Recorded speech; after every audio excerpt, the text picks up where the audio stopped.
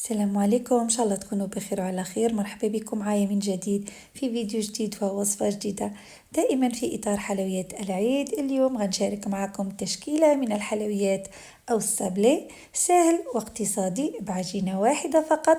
خرجنا 3 مذاقات مختلفة ولذيذة وبأشكال رائعة ومميزة بطريقة جد سهلة ومبسطة. لا تفوتكم، خليكم معايا حتى الأخير باش تشوفوا الوصفة وطريقة التحضير وفرجة ممتعة. بسم الله على بركة الله. مقادير الوصفة تلقاوها في صندوق الوصف كالعادة. وصفتنا اليوم اقتصادية، لذلك أنا استعملت هنا زبدة المارغرين، أما من النوع الجيد. حتى المارغرين فيه أنواع.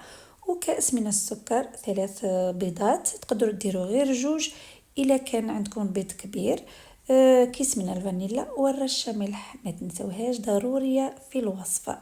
وكنخلطوا جميع المكونات جيدا حتى كيندمجوا، كنتحصلوا على خليط كريمي. من بعد كنزيدوا كأس من الزيت، كيف كنخلطوا جميع المكونات حتى كنتحصلوا على خليط متجانس.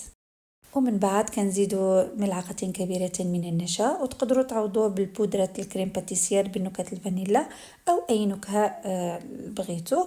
وهنا زدت كاس من الدقيق، وبديت كنخلط جيدا حتى ندمجوا مزيان. عاد بديت كنزيد الدقيق شويه بشويه كما غادي تشوفوا معايا.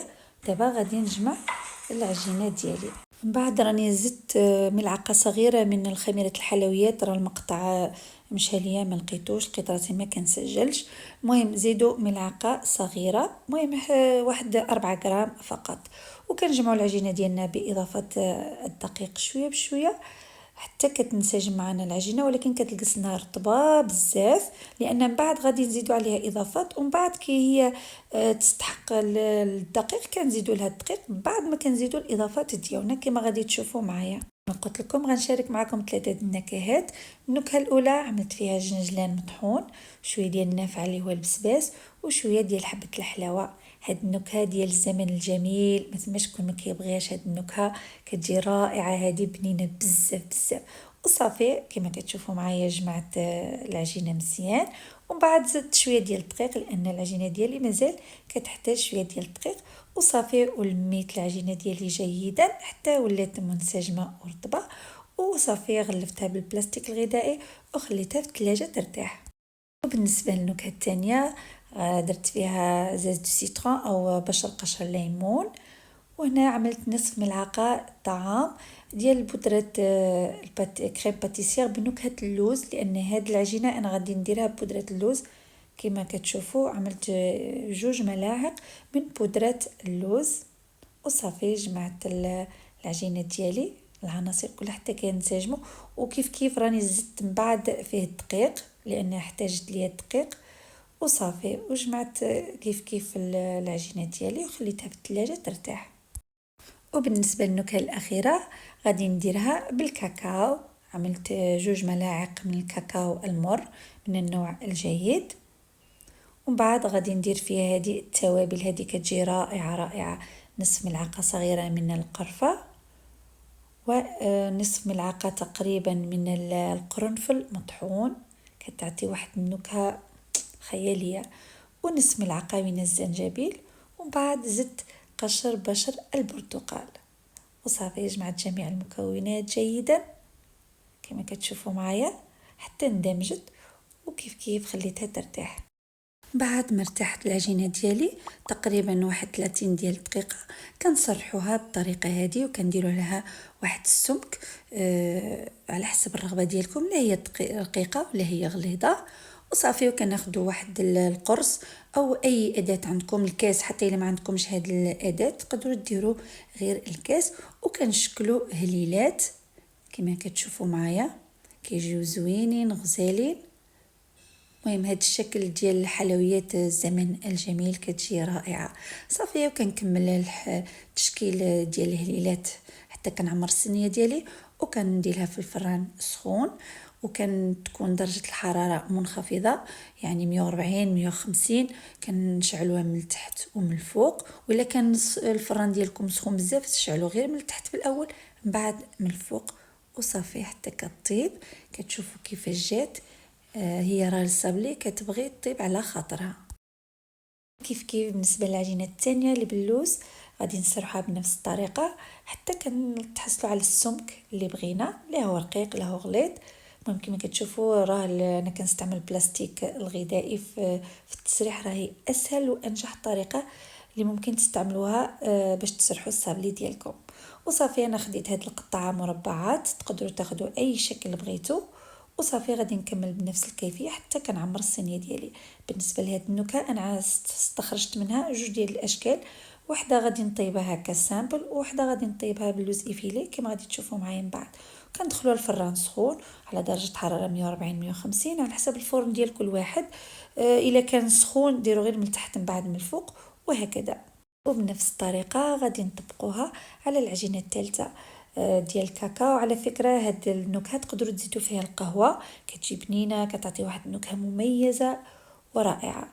صافي سرحنا العجينه ديالنا وقطعناها كما كتشوفوا دوائر.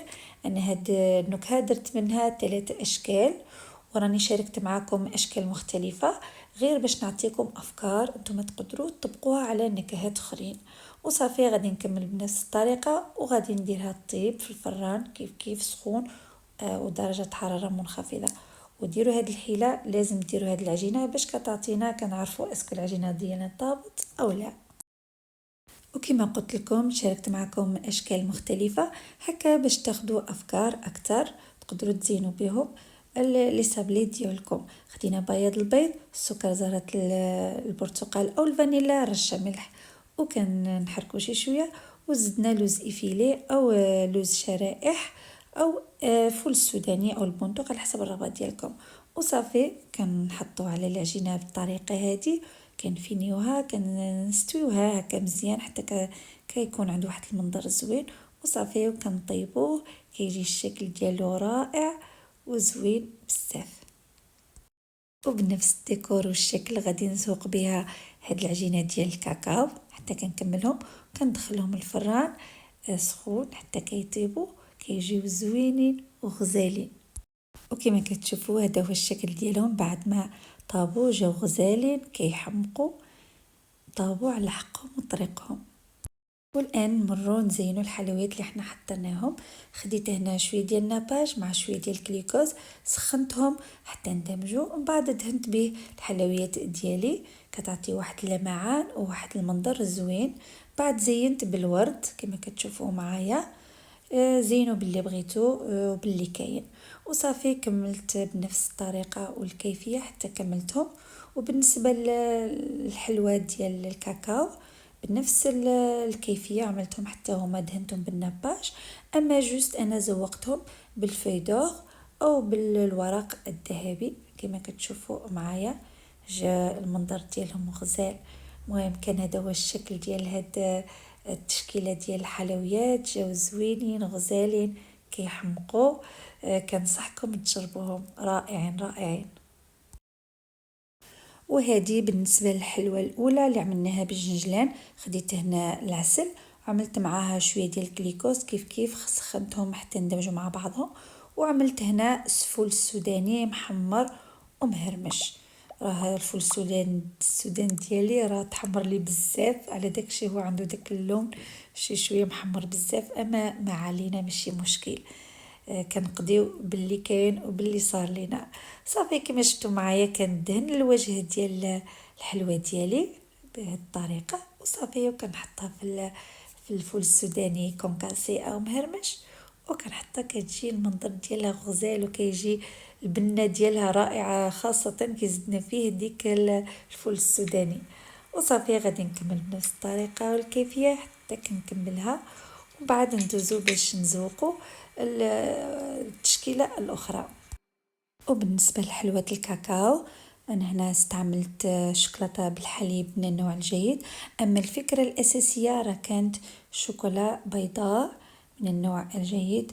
اما الله غالب نسيت ما شريتهاش، حتى جيت للدار لقيت راسي ما شريتهاش، وقضيت باللي كاين اللي عندي كالعاده كنقضيو باللي كاين.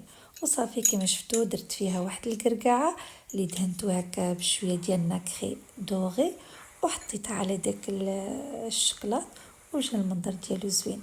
وبالنسبه للطريقه الثانيه خديت كيف درت شويه الشكلاط وقرقعه وخيوط ديال الشوكولا وداك القشر ولا بشر قشر ليمون وصافي. هادو جوج طرق شاركتها معكم وانتم اختاروا اللي بغيتو، جاو غزالين وزوينين.